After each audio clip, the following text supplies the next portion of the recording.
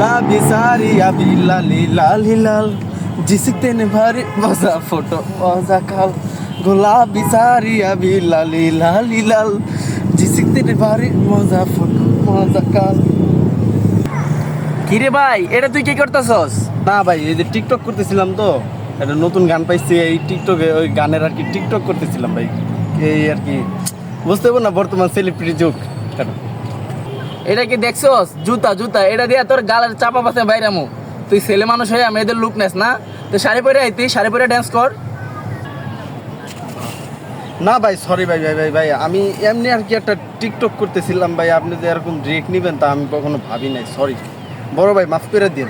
আচ্ছা ঠিক আছে ভাই, আপনার দুইটা পায়ে ধরি ভাই, আপনি মাফ করে দেন ভাই।